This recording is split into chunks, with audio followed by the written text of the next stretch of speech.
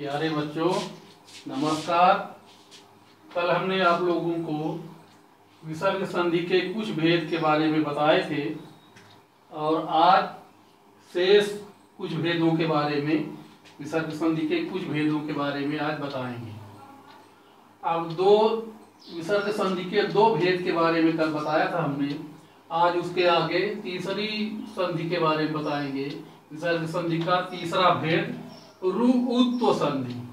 उत्व संधि में दो तरह के नियम होते हैं।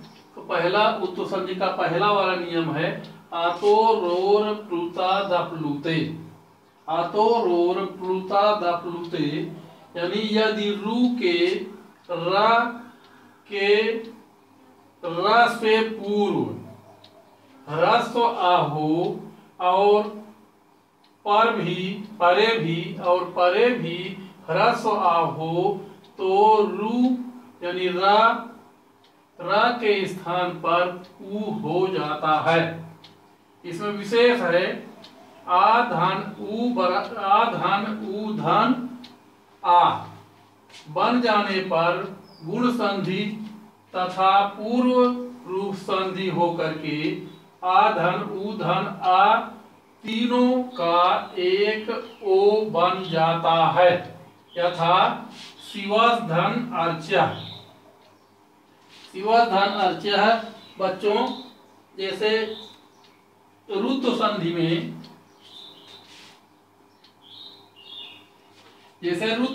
में इसका कवि होता है तो कवि इसका भी सा हो जाता है। तो यहाँ पर शिवस जैसे शिवस है तो शिवस में इस सा यानी शिवस में ये सा इसको रू मान रहा है, सा मान रहा है।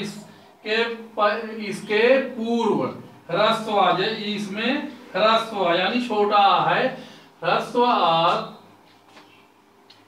आ हो और परे भी ह्रस्व और इधर भी ह्रस्व यानी छोटा। यानी कह रहा है फिर से देखिए कि यदि रू के रा से पूर्व यानी इसके पहले ये आ है, छोटा है, ह्रस्व है और इधर दाहिनी तरफ भी और परे भी ह्रस्व आ हो तो रू यानी इस जो इसको रू कह रहा है रू के रा के स्थान पर ऊ हो जाता है।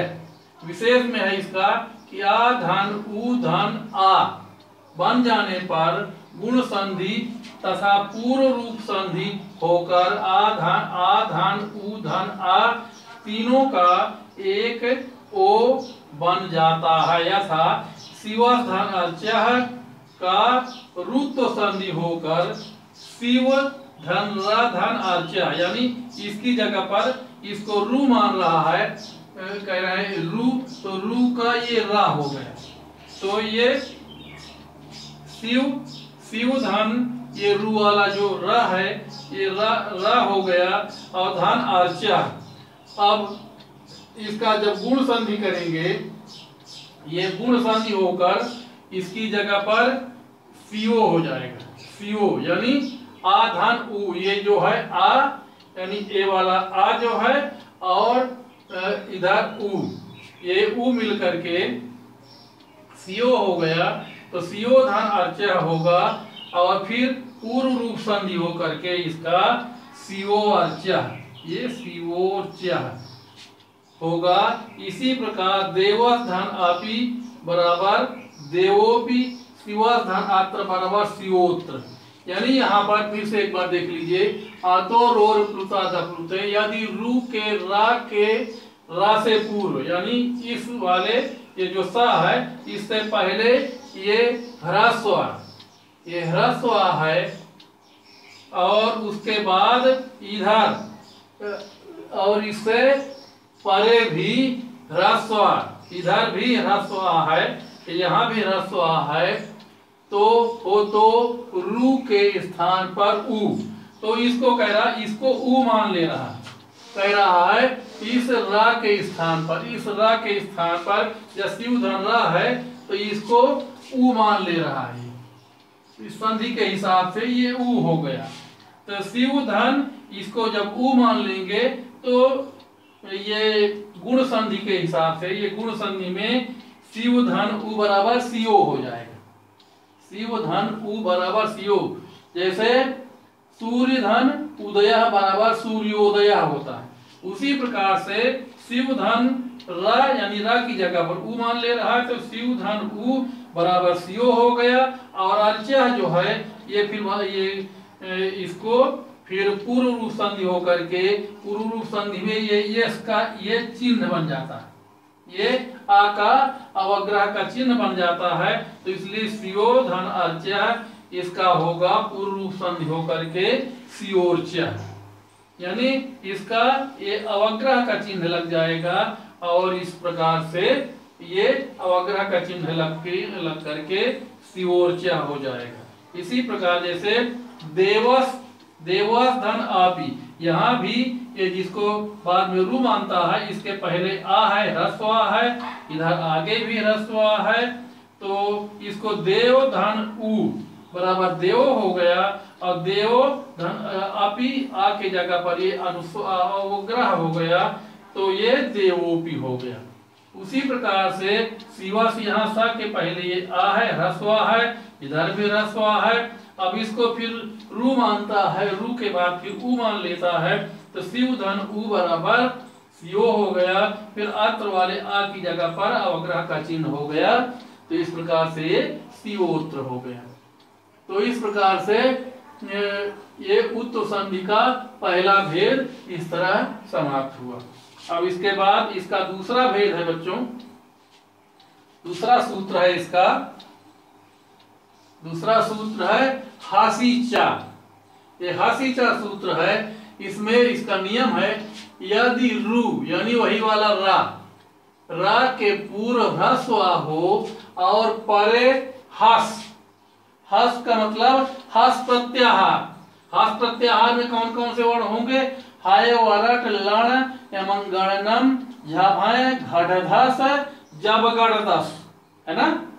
तो ये हस हस के अंतर्गत होगा हाय वरट लण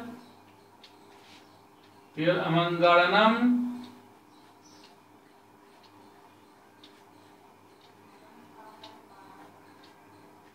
झभय फिर घटधस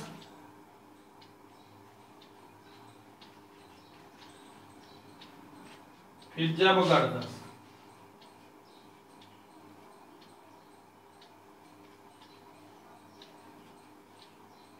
ये तो कह रहा है हास प्रत्याहार, तो हा से शुरू करेंगे और सा तक जाएंगे, तालव्य सा तक जाएंगे।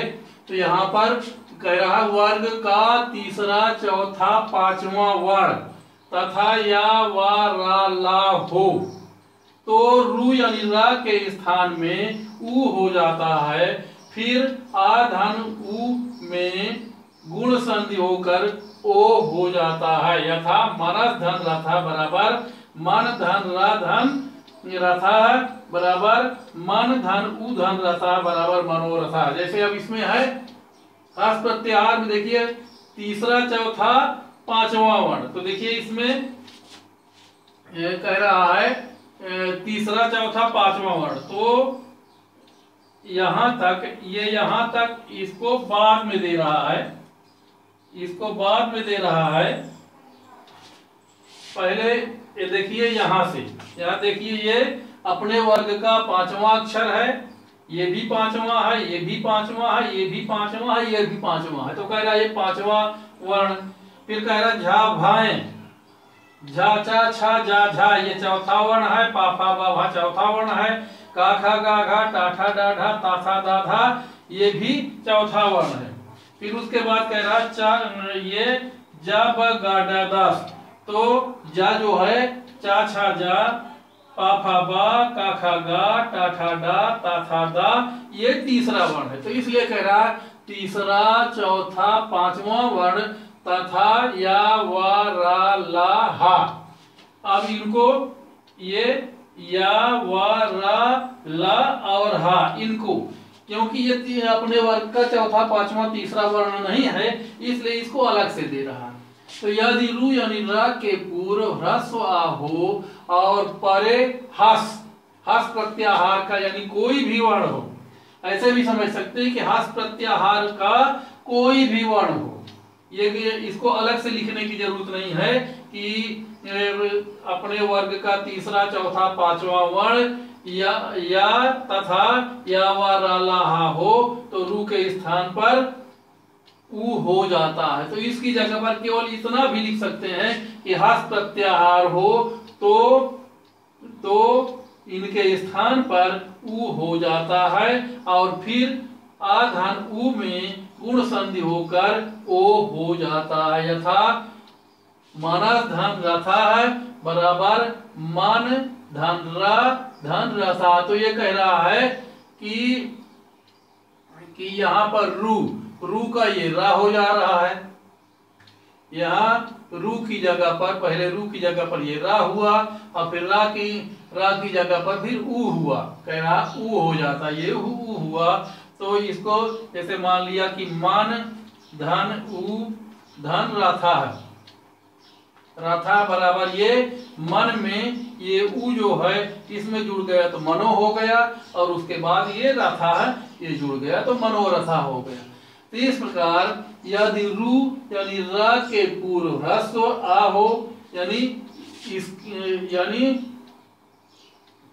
इसके पहले ये ह्रस्व आ है, छोटा आ है, ह्रस्व आ हो और परे हस, इसके बाद इधर हस प्रत्याहार का कोई वर्ण हो, हस प्रत्याहार का कोई वर्ण, जैसे ये र है ये र इस हस प्रत्याहार का ये र है, इसलिए मन धन रा धन रथा बराबर मन धन उ धन रथा है बराबर मन धन उ धन रथा बराबर मनोरथा है। इसी प्रकार शिवा धन वंद्य है, इसके पहले ह्रस्व है फिर ये वा हो गया, तो ये वा यहाँ पर हस प्रत्याहार का ये वर्ण है वा है, तो इसलिए शिव धन रा धन वंद्य बराबर शिव धन उ धन वंद्य है बराबर शिवो वंद्य है।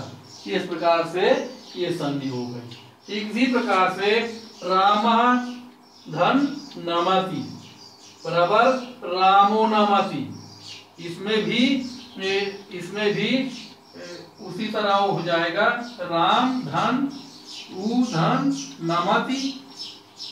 नमति बराबर ये हो जाएगा रामो नमति। ठीक उसी प्रकार से रामस धन हसति, इसमें भी इसी तरह से हो जाएगा इसकी जगह पर, क्योंकि ये इधर ह्रस्व है इसमें भी ह्रस्व है, तो इस तरह से अब इसमें रामस धन हसति बराबर ये हसति ये प्रत्याहार है।